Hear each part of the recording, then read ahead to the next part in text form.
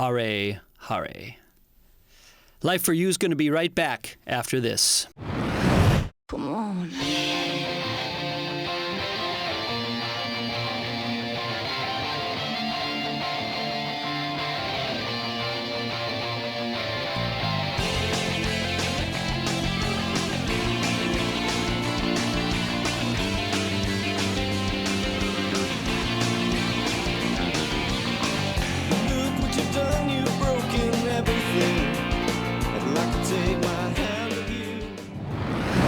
Now, friends, it's going to get a little bit spooky. This week, we're going to explore the dark side of Second Life. The underground scene in SL is growing rapidly, and there are several new nameless places cropping up every day. And sometimes, you just have to climb down into the catacombs of a city to discover the lively yet creepy world that lies beneath. Rube Rabiani took up the spooky challenge. Are you afraid of spiders? Do horror films scare you to death? Or do you consider yourself a calm, unemotional person? Well, I'm more of an apocalyptic type, so allow me to show you the world how I saw it last week. My journey into the dark depths begins in a spook house. This is a good way to enter the sinister side of SL. Just press the sit button on the ghost train, sit down, relax, pay 10 Linden dollars for a ride, then go into Mouse Look and open your eyes.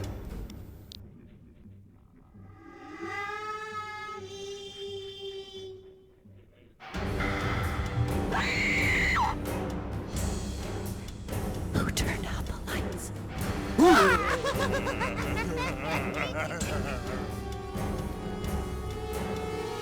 Whew! It's good to be outside again. Whose idea was this underground journey thing anyway? Whatever. I got nothing to lose, so I might as well be on my way down to hell. What's the best place for a vampire? Why, it's Transylvania, of course. What I notice first is the big graveyard and the huge castle behind it. Ravens are flying around, and blood appears in a fountain. As I walk through the house, I recognize plenty of pictures of old warlords and kings. There are some pose balls inside. Just relax and think about the past. Outside, I talked to Frederick Prevost. The advantage of being here, he said, is that you feel respected. He quickly made a lot of friends in this apparently dark scene. My research shows there are hundreds of people enjoying the dark side of Second Life. The Goth group, for example, has almost 370 members. My next step takes me to the dark side, a place even darker than Transylvania. Strange and powerful looking avatars sit in front of a fountain. I think I'll have a drink of blood out of this ancient looking horn. Delicious! Let's check out the available dance moves. Wow, it's awesome what you can do in here. Just touch the moving ball and move like a pro.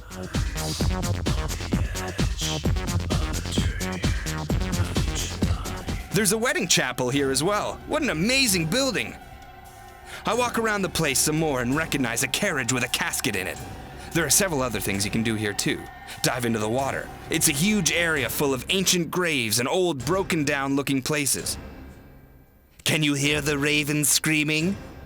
So there were only 3 examples of the weird world that's emerging in SL, but don't be too scared to go out and discover more. Now that I've enjoyed my experiences with the darker side of SL, I'm going to go to a place even further beneath the surface. Look at this, it's amazing! I'm inside a mermaid grotto. You still scared, Christoph? To be honest, not too much, Rube. But I'll think about it during this short break. For you, it's fashion. For us, it's profession. Blaze, the #1 spot for designer clothing in SL.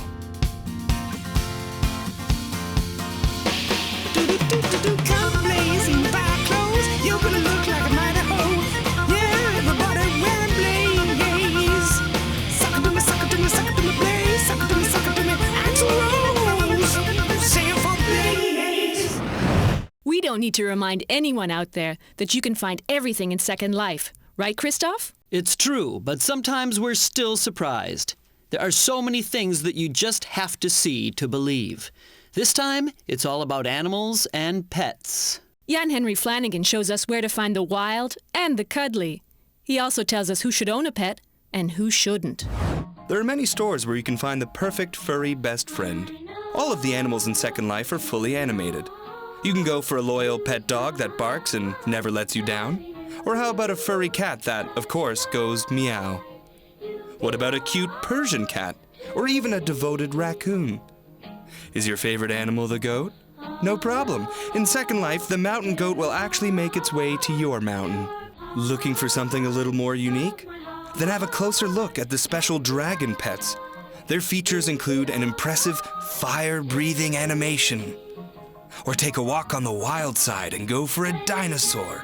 If you're not looking for that kind of fun, there's also a wide selection of harmless and innocent pet friends. They're mostly for decoration and for just observing their behavior. Plus, you don't have to worry about them when you go away on holiday. During our visit to the pet store, we meet Randy Voom and Robert Zayatbauer, a lovely couple looking to buy a dog. There is such a wide variety of four-legged friends to choose from, it makes it quite difficult to decide. But at $500 Linden, it's an investment you should take the time to think about. While she's still trying to decide what dog to buy, Randy Voom gave us a cute little companion, a penguin. You can attach it anywhere on your body, and it even whispers once in a while. But really, walking is almost impossible, which is why the penguin is a little bit annoying. While Randy and Robert were still thinking about their new dog, we made our way to a zoo. Here you can enjoy the beautiful surroundings and watch all kinds of wild animals. Okay, maybe it's not that exciting. Most of them don't have cool animations or don't even move. But it's still a nice place for a relaxing walk. Finally, we find a place where wild animals, such as polar bears, reindeers, whales, hawks, and wolves live together in peace.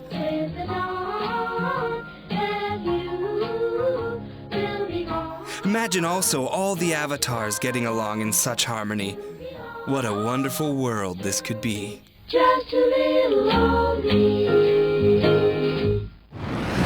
Okay, now we can all go back to caring for our pets again, as we've come to the end of this week's edition of Life for You. Thanks for joining us, and see you next week. Here's wishing you all A great second life.